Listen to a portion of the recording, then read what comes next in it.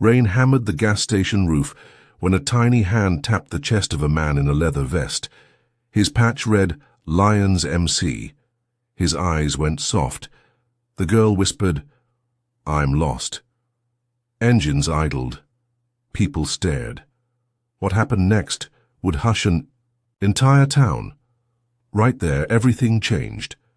Before we begin, tell us where in the world are you watching this from? Drop your city or country in the comments below. Your every comment, gift, and membership helps us bring more heart-touching stories to your life. The first thing Mason Caldwell noticed was the shoelace. One side frayed, the other tied like a rabbit's ear, soaked and heavy from the storm. The little girl wearing it stood beneath the overhang by Pump 3, cheeks salted with rain, backpack shaped like a strawberry. He switched off his bike. The world seemed to hold its breath. Mason slid off his gloves and crouched, forearms inked with roses and names the town whispered about. Hey, kiddo, he said, voice low and calm. You okay? She studied his patches as if they were road signs.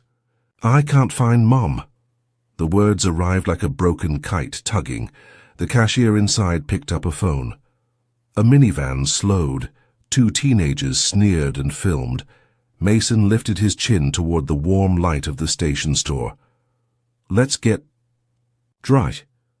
I'm Mason. She hugged her elbows. Ellie. He nodded once, stood and offered his hand, palm up like a dock at high tide. People in Harbor Ridge knew of Mason the way you know foghorns and storms, loud, vaguely dangerous somewhere, out there when respectable folks slept. He ran a scruffy motorcycle garage by the river. He kept a coffee tab open at Dot's Diner. He never stayed for the gossip. The Lions Motorcycle Club wasn't patched for trouble. They rode memorials, food drives, funeral escorts for veterans.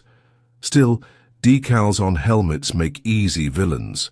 Mason learned long ago that some stories people tell feel safer than the truth. His truth was quiet. A brother who vanished into the system. A mother who did her best and broke anyway. A boy who learned kindness from strangers with grease on their hands. He covered it with engines, long roads, and the soft ritual of helping. And never being seen helping. When Ellie's fingers trembled against his, he felt something old and familiar hamstring his breath, the ache of a kid searching for an anchor and finding only rain.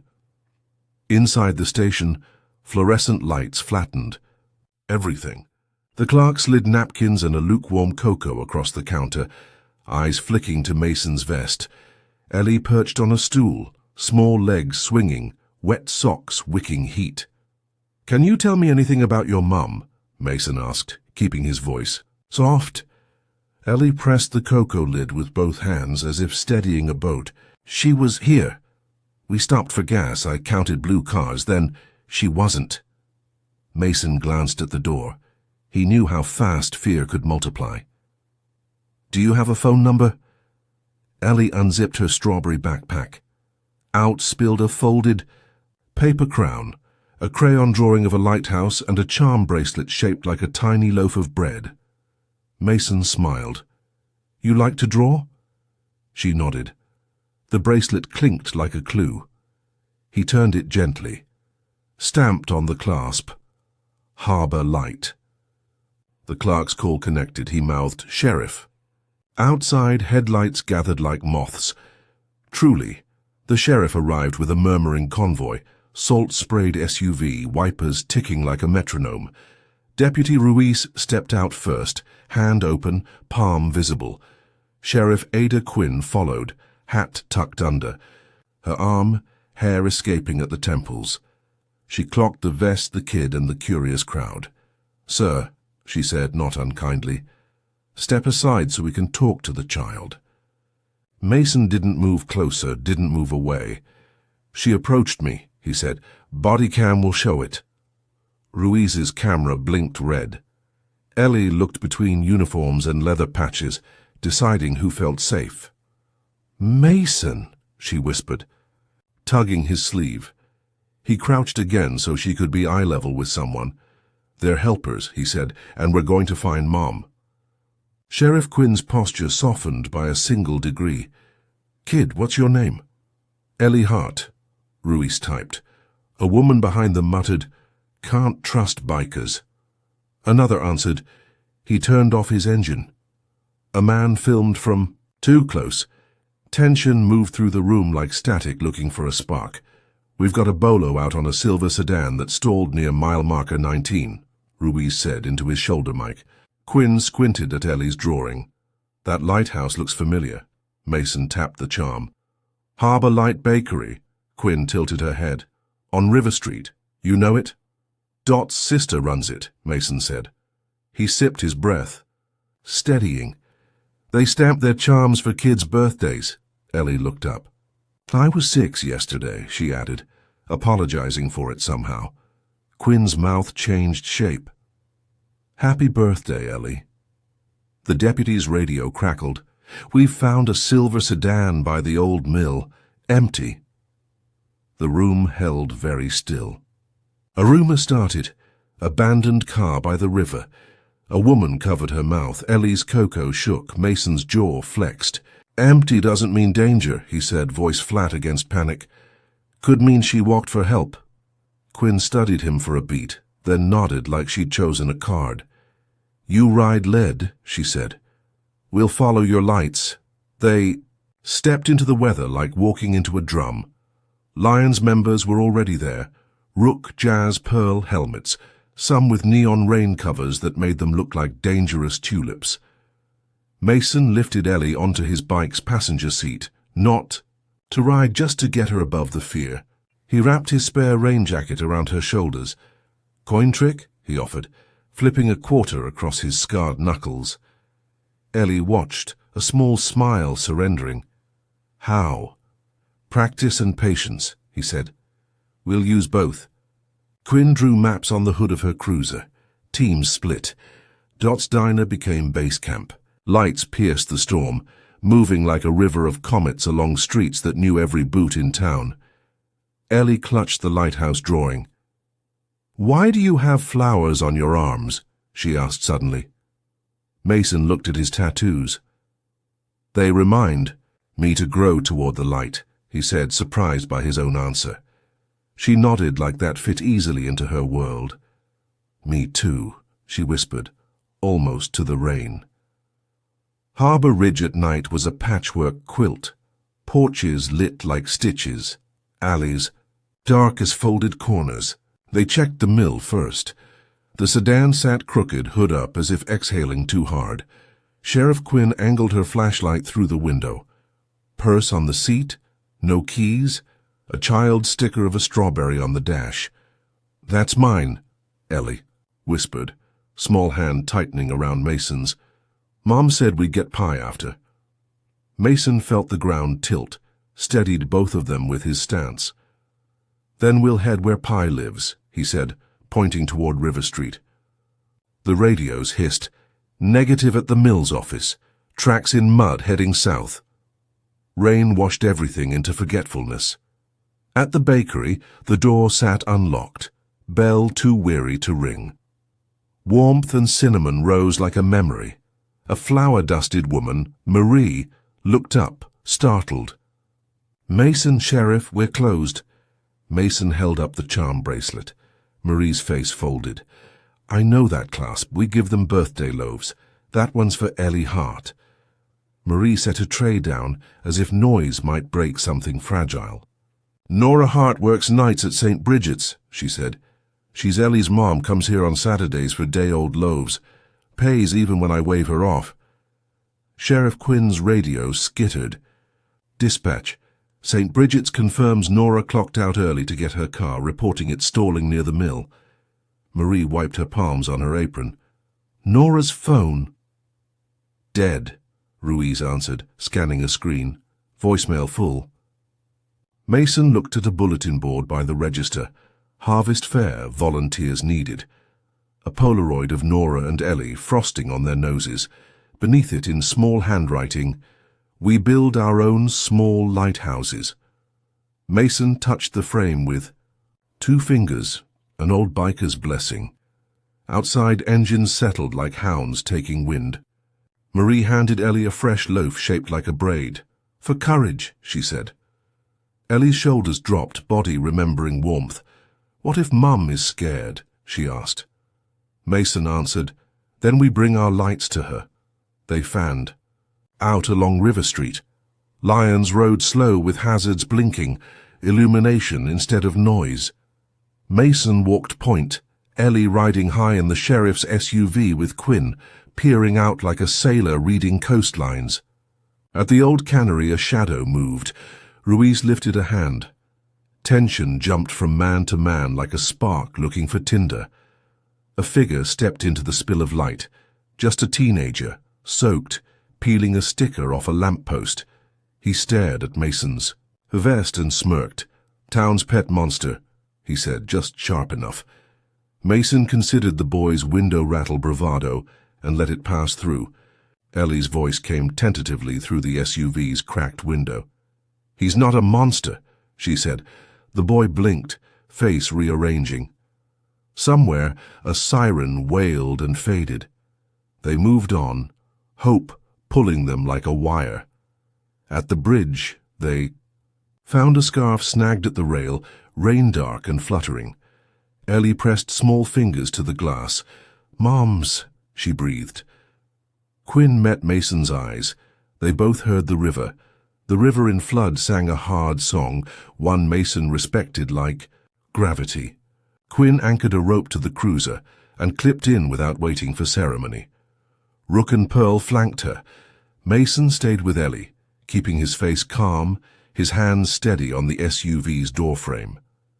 Quinn peered over the rail, light carving, the water into bruised stripes. "There!" someone shouted. A shape bobbed near the bank, half caught on branches. Everything in Mason launched forward, then stopped, disciplined by experience. Ruiz hauled in the shape.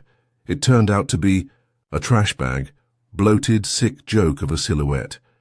Ellie squeezed her eyes tight like doors against a storm. Mason smoothed her hair with the back of his hand. "Sometimes the river offers shadows before it offers answers," he said. "We don't take the first story it tells." Quinn exhaled, nodded once toward downstream. "We keep going," she said, voice steadying them all. The scarf, when freed, smelled like lilac and rain. Back at Dot's diner, the town gathered as if heat could think better than fear. The bell rang constantly. Damp jackets steamed. Coffee poured like mercy.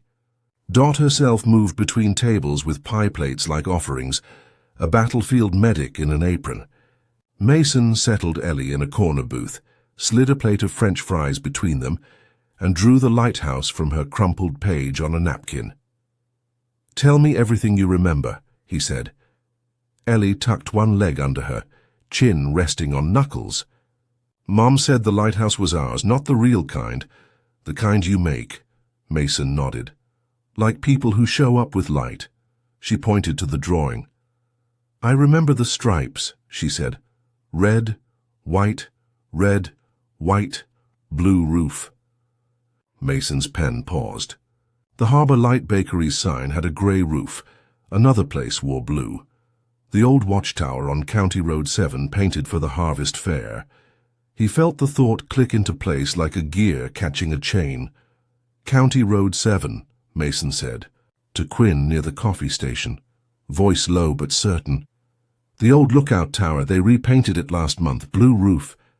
If Nora told Ellie their lighthouse wasn't real, she might have meant that one. Quinn's eyes narrowed in thought. "It's near the mill," she said. If her car died, she could have headed for high ground to get a signal. Dot slid. Them a piece of pie without asking. "Take sugar for the road," she said, a sacrament people could understand. A councilman named Bruce Harrow shouldered in then, suit dry despite the weather, eyebrows preloaded for disapproval. "This circus needs to end," he said. "These bikers are bad optics.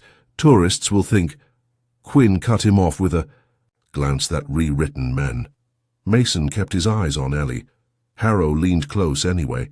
"How you scare families," he said, voice private and poisonous. Mason didn't give the words a place to land. "We're riding to the tower," Quinn said. Or you can file a complaint tomorrow. The climb to the Watchtower cut through dark. Pine like a zipper opening night. The road was slick, switchbacks meaner than rumor. Lions rode 2x2, engines gentled, lights making the kind of compass desperate people follow. Halfway up, Jazz's radio squawked, "Rockfall near mile 2. Use the spillway road." A fresh tension vibrated the group. Mason lifted his hand, forming a quiet pivot. Ellie watched from Quinn's SUV, eyes wide, face ghosted by dashboard glow. At a turnout, they found footprints in mud, adult size, tread familiar to every nurse in town. Quinn crouched, touched the edge of a print as if checking a pulse. "Nora passed here," she said softly. Mason looked to the tower's silhouette, a black tooth against a bruise-colored sky. "We're close," he said. Thunder far off sounded like pots in a busy kitchen, domestic and terrifying. They moved again, a procession of stubborn light stitched through wet woods, each rider a small lighthouse carrying hope uphill. Near the tower, they found a phone on a rock, dark screen beaded with rain. Ruiz held it up in a bag. Cracked. Dead battery. A small floral case. Ellie peered, breath-fogging glass. "Mums," she whispered. The tower door creaked, complaining. Inside, the air held old dust and new fear. "Nora," Quinn called, voice trained to carry authority and gentleness together. Silence replied, then a cough from above, thin and stubborn. They took the stairs, like a mission, wood groaning under collective urgency. At the top they found Nora Hart curled against the railing, ankle swollen, face pale but fierce. "I didn't want her to see me scared," she said, trembling with the relief that follows recognition. Ellie burst into tears that were half laugh, half earthquake. Mason stepped back, allowing the gravity between mother and daughter to do its holy work. He looked away to give them privacy, teaching with his shoulders that love is a room you hold open. Nora's story came out in soft pieces between water, blankets, and breath. The car died. The river roared. The storm made the road disappear. She'd carried the dead phone like a relic, choosing height over hazard, ankle turning on a hidden route. At the tower the signal was a rumor, but she could see town lights wavering through rain. "I left Ellie in the store to use the bathroom," she said, eyes collapsing at the memory. "When I came back, she was gone. I thought she followed me." Ellie shook her head hard. "I stayed," she said. "Then the man with the stickers scared me, so I went outside." Mason remembered the teenager at the cannery, his sharp mouth, the way fear disguises itself as swagger. He swallowed that detail like a secret and felt no useful purpose laying blame tonight. "You kept moving toward the light," he said to Nora, and meant more than geography. She nodded, hand never leaving Ellie's hair. The descent from the tower felt different. Roads do that when the worst maybe turns into a solid found. Lions formed a protective arc around the sheriff's SUV, brake lights like embers pacing down the hill. Townspeople lined porches, pajama legs tucked into boots, hands over hearts in that involuntary way we salute survival. At the bridge where the scarf had clung, someone tied ribbons, the first gesture of a ritual being born. The councilman waited at dots, tie loosened now, a man reconsidering his certainty. He cleared his throat. "Miss Hart," he began, aiming for official. "On behalf of—" Nora lifted a hand, exhausted but sovereign. "Can we sit first?" she asked. Dot guided them to the corner booth as if seating royalty. Ellie slid in beside Mason. "You kept me brave," she said. He shook his head. "You brought your own brave," he answered. The room filled with an easy noise the sound communities make when they remember they are one body.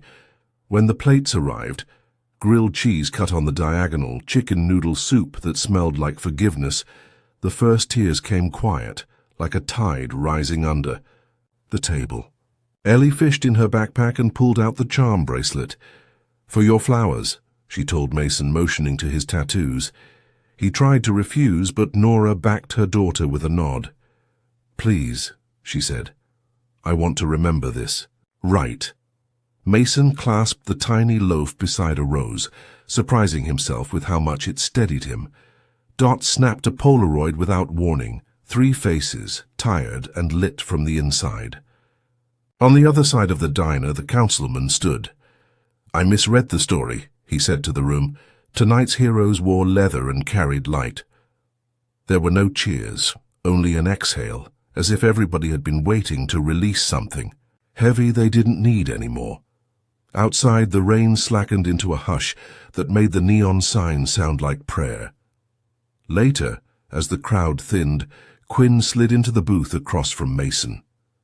"Didn't know you had a talent for search parties," she said, teasing buried under gratitude. He shrugged.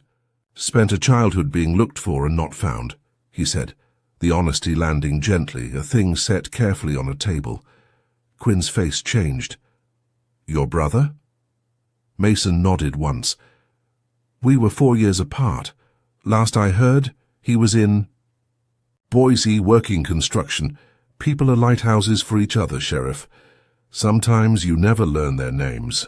Quinn looked at Ellie asleep against Mason's shoulder, salt and cinnamon hair across his vest. "You can ride point for me any time," she said. Mason glanced at the Polaroid, already pinned to Dot's board, with a thumbtack shaped like a star. "Fair warning," he said. "We'll keep showing up." The bell chimed as the door closed on the last stranger's coat. The diner smelled like rescue cooling into memory. It mattered to her tonight. Weeks later, the town staged its harvest fair under sun like polished copper. Children raced between stalls. Music tugged at feet. A banner stretched above River Street. "Harbor Light Ride. Tonight." The Lions led. At dusk, headlights stringing the hill to the tower. A chain of deliberate fire. Families stood along the road, holding small lamps and jars with battery candles, turning the route into a river of stars.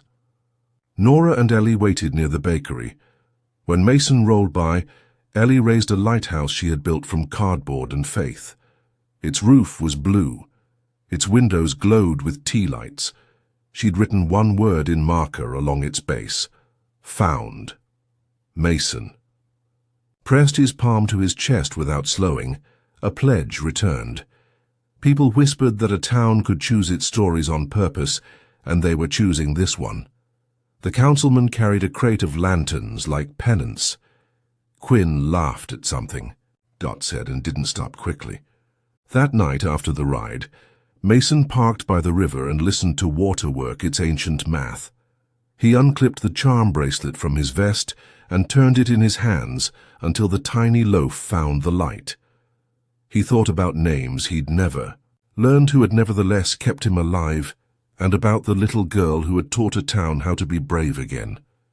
Behind him, engines quieted one by one, a choir finding rest. Footsteps approached. Nora stood there, carrying 2 paper cups. "Thank you for bringing my child home," she said simply. He accepted the coffee and the thanks with the same care. "Thank you for trusting a stranger," he answered.